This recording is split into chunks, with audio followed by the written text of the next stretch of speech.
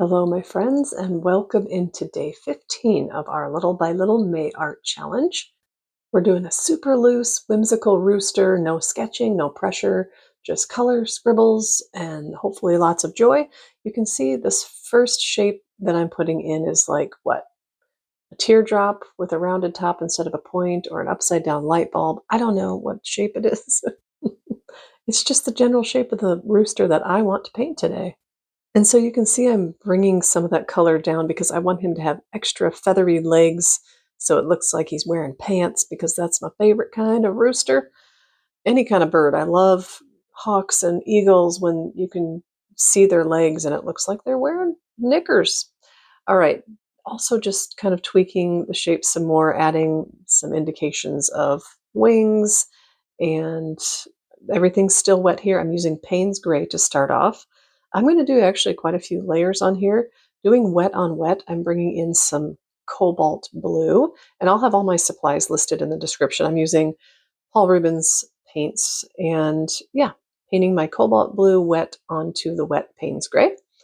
And I'm just putting it in here and there. You can see I'm not doing anything accurately. That's not what we're here to do on this channel.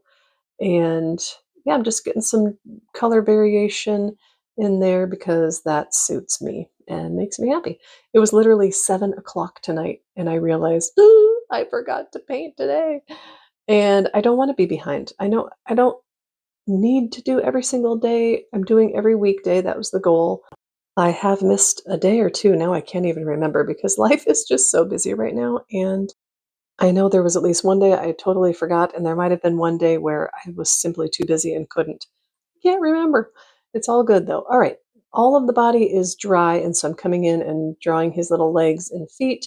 And I've got a mixture here of Indian yellow and cadmium red light for a nice orange, and I'm doing the same for the beak, same color. And you can see, listen, I'm not looking at photos of chickens. If you know chickens and that's not what their feet looks like, that's okay for me. And just have some black on my brush and putting in a couple dots for the eyes. And he's starting to take shape. Okay, so here comes layer number 3 on the body. Still using cobalt blue here. Everything was dry before, and now we're doing another layer to darken it up and make it a little more bold.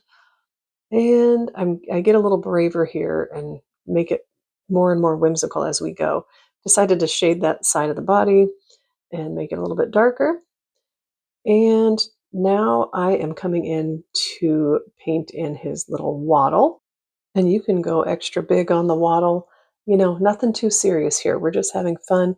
And now painting in the comb, which, hello, doesn't that just make it? I love it. He's hilarious. I mean, he's hilarious if you're a person like me. It just doesn't take much. I love him. It makes me happy. I don't know why. There's something about farm animals and making them extra whimsical and giving them some personality that I just love. All right. I think, what is this, layer number 4 for the wings?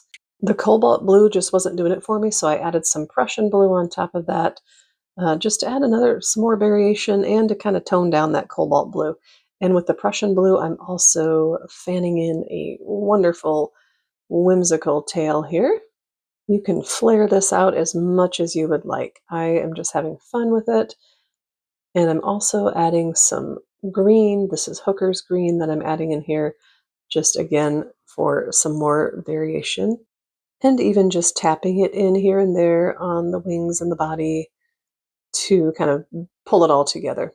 And I'd say he's looking pretty cute, but that comb, I wanted to darken it up, and then I decided just to go with it and make it bigger and even more whimsical and more funny to a person like me, and darkening up the waddle as well.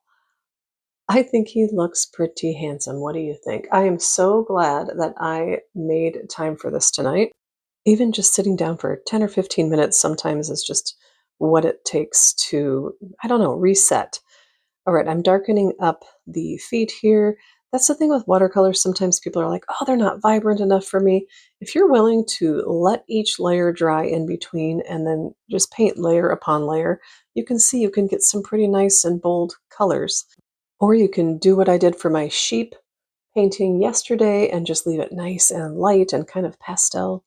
All right, everything is dry here now, and I'm coming in with my Sharpie pen, and look, I'm scribbling. I am just scribbling, scribbling, not trying to trace. I'm just trying to go around it and intentionally leaving scribbly lines showing and white space showing and black lines popping out of the color and outlining his little legs here that look like knickers. I just love it so much. It just defines it. And again, all these wobbly lines, scribbly lines add so much character in my opinion. It's kind of amazing how a few blobs of color and some wobbly lines can turn into a rooster with personality, isn't it? You really can't mess this up. I mean, the wobblier, the better. That's my motto today, and pretty much every day, honestly. But you can see, look, I'm just scribbling. I'm not even making sense now. I'm just scribbling lines into the body, and I love it. And bringing in my white gel pen, just put a little couple little highlights in the eyes. I put a little bit too much of a highlight in that one, so then I'm just going to come back in with my black pen again and just kind of go around that, leaving the white highlight in there, but also making the eyes, the black part of the eyes, a little more defined. And now that everything is dry, I'm going to go ahead and put a little ground in there to give him something to stand on. I really hope you enjoyed this one. I hope he put a smile on your face. If you like this and have any interest in supporting my channel, I hope you'll give it a thumbs up, as that helps the little people in YouTube land out there like me.